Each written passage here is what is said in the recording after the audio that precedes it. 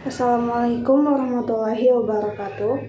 My name is Lara Asiastuti with ID number A1212152. As the first presenter will be explain material about mental preparation of interpreters. Mental preparation is the process of preparing one's mind and emotion to deal with a situasi tertentu, baik itu yang challenging, important, or unexpected. So the goal is to make sure one stay focused or percaya diri and in control of oneself in the situation. While an interpreter is someone whose job is to translate words directly from one language to another in certain communication situation. So, to maintain optimal performance, interpreters should ensure memadai sleep quality, asupan gizi seimbang, and regular exercise habits to be able to focus more as an interpreter. I think that's all for me. Thank you. Alright, I will explain the next material is preparation for the topic and speaker. Preparation here is the preparation done before the discussion to make it more to understand the material, flow to the event, and context of the discussion during the event. While for the topic, prepare the material that will be discussed, such as research, read referency, or understand important points. And for the speaker, find out about the speaker, such as their keahlian or style of delivering the material. So, preparation for the topic and speaker is a preparation process that includes an in-depth understanding of the topic and the speaker to memastikan smooth and effective communication. And there are 3 points of preparation for the topic and speaker. First, getting to know the speaker and conference theme. First, getting to know the speaker and conference theme. Getting to know the speaker means finding out about the speaker, such as their background, keahlian, and favorite topics in order to understand the points that will be delivered. The conference theme is the main topic and agenda yang dibahas at the event. For example, kecerdasan buatan. Meanwhile, agenda means the schedule of the event from opening to closing. So, mengenali the speakers help us to know their background, keahlian, dan favorit topik. Sedangkan mengenali the conference themes help us understand the main topic yang dibahas as well as the order in which the events will take place. And the second point is adapting to the speaker's language and style. Adapting to the speaker language means that the speaker may use words that are difficult to understand, and we need to menyesuaikan the way we respond. Sedangkan the speaker style refers to the way they deliver the message, apakah in a serious, relaxed tone, or even humor to make the atmosphere more interesting. So, adapting to the speaker's language and style means menyesuaikan the way we understand and deliver the message based on how the speaker speaks. And the last point is pre-conference visits and observation. Pre-conference visits mean a visit to the conference venue before the event start to see the facilities, tata letak, and organization of the venue. Observations means observing the preparation of the event, such as understanding the flow, the presentation, the material to be covered, and the ways speakers interact with the audience. The purpose of pre-conference visit and observation is to memastikan the kesiapan of the venue, understand the flow of the event, check the facilities available, and get to know how the speakers interact. Assalamualaikum warahmatullahi wabarakatuh. My name is Yulianti Suma with ID number A12122 159. Here I would like to explain our third material about overcoming challenges in interpretation. Overcoming challenges is an action to face hambatan, difficulties, or problems by using skills and strategies to menyelesaikan the problems. And interpretation is the process of mengomentari the meaning from the speaker's language to the target language. So, overcoming challenges in interpretation means how an interpreter overcomes difficulties or hambatan yang muncul when interpreting.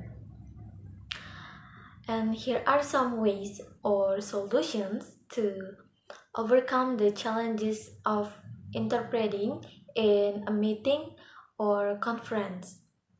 Among others, the first one is dealing with sudden changes from the speaker.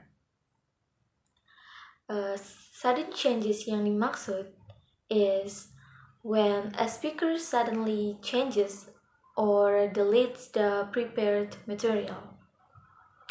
And the speaker refers to the individual who speaks or someone who has the responsibility to menyampaikan a message or information to the listener in a communication context. So, in the face of the challenge like that, what the interpreter needs to do is to stay calm and focus on the key points that the speaker has just delivered. And the second one is using instinct and imagination to fill in the blanks.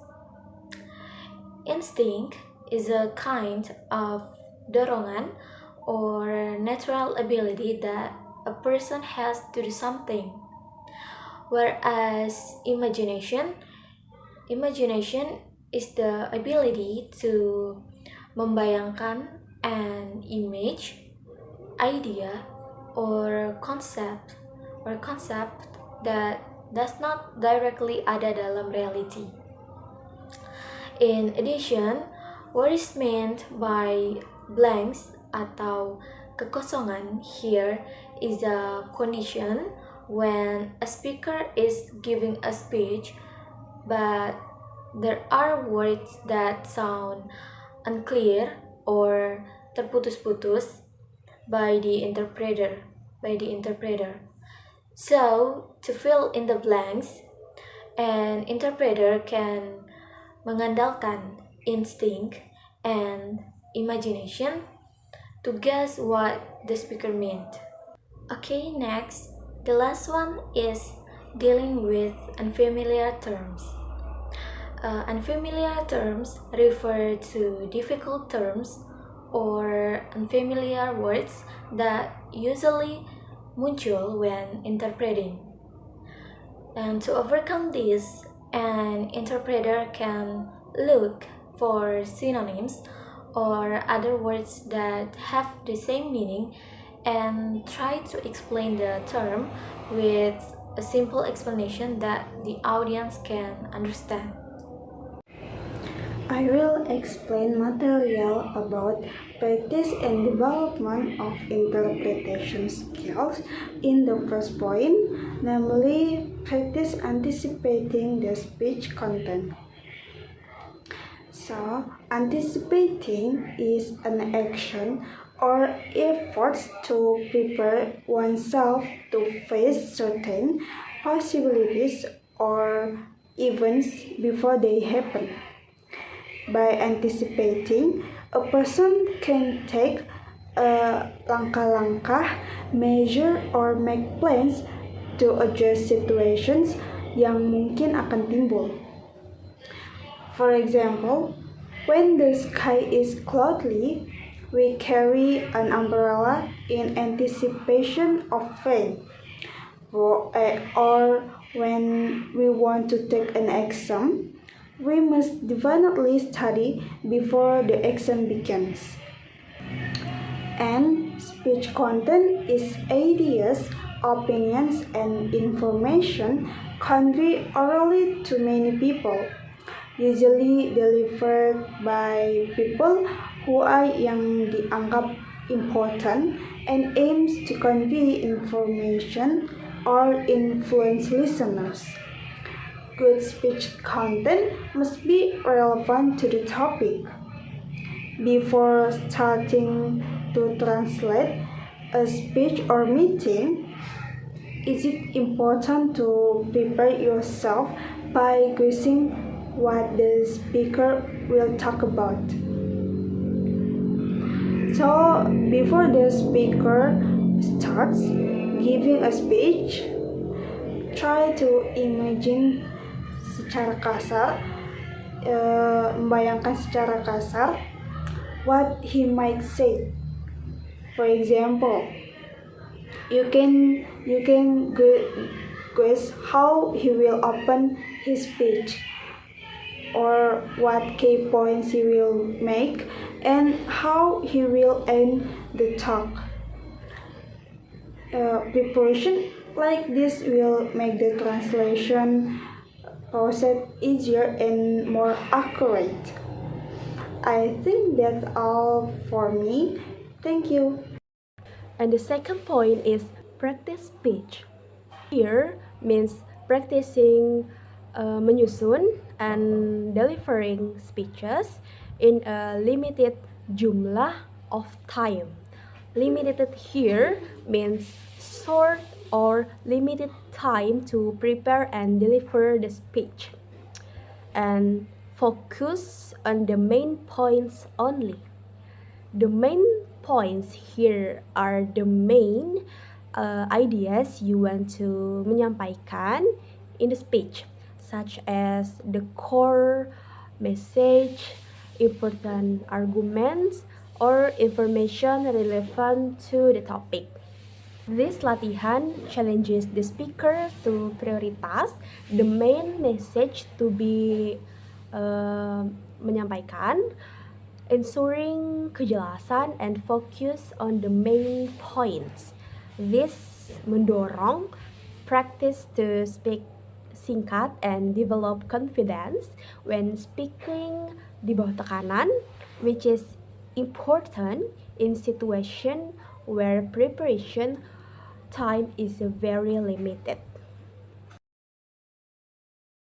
And the second point is practice speech.